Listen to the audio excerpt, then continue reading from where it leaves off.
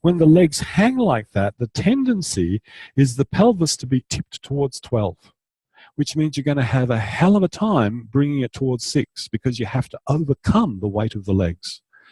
But if you kind of have the legs not hanging but supported in just the right V angle, whatever that happens to be, then you don't get a bias in any direction. Not only that, you're much more prepared to move as the pelvis moves. Now, you shouldn't believe what I say. You should try it out. Just if you can, just let the legs hang and feel which direction is it harder to take the pelvis.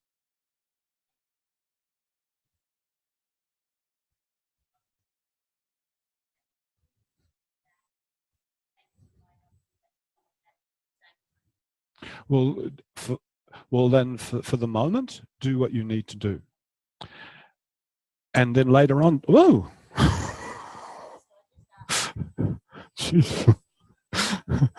Yeah, chuck it to me.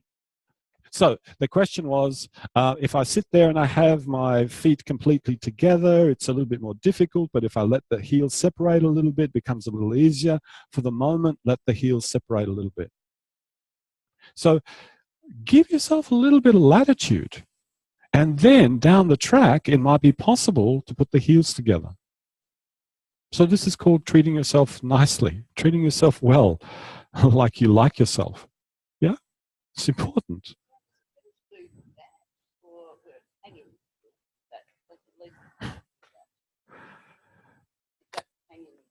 So okay, so that's a great finishing off question. So put your feet together. Now notice in that position how the edges of your feet are on the floor. Can you bring the knees a little higher and still have the edges on the floor? Yes, you can. That's better. That's hanging. Yeah?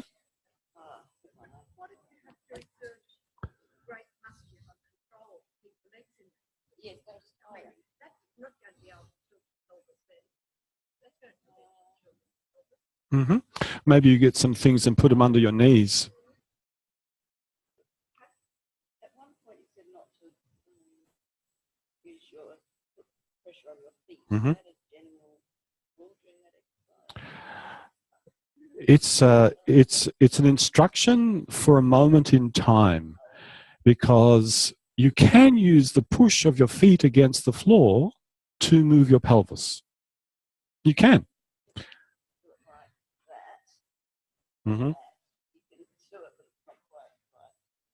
But you see, if you keep pushing, so let's just say one of you in this room, I know, is pushing your feet against the floor. I know, I saw you.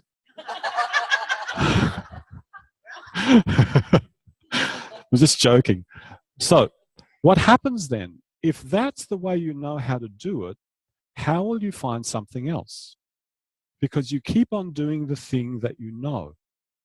And it's not until you stop doing the thing that you know that you can then do something else. Yeah. So at a moment in time in that lesson, he's got you with your feet in that position so that you cannot use your feet to move your pelvis, which makes you go looking for another way of doing it.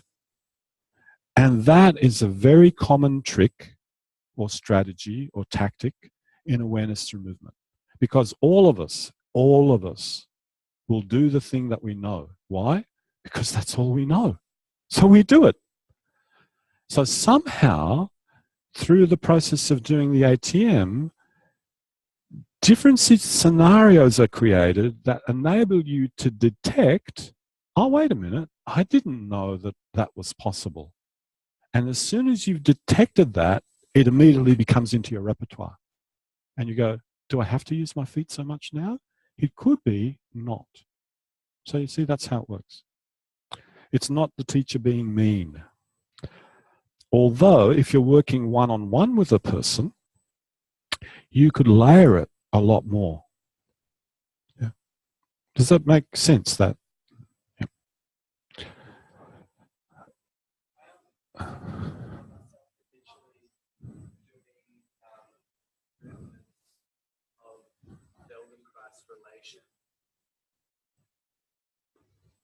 like, are you saying to abandon the antidote?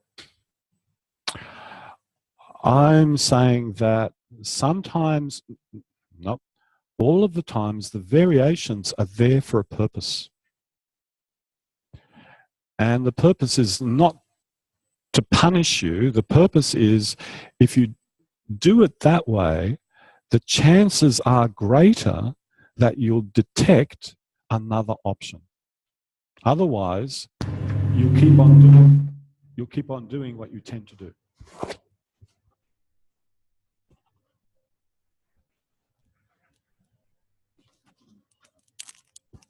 Okay. So please lie on your back, put the soles of your feet together.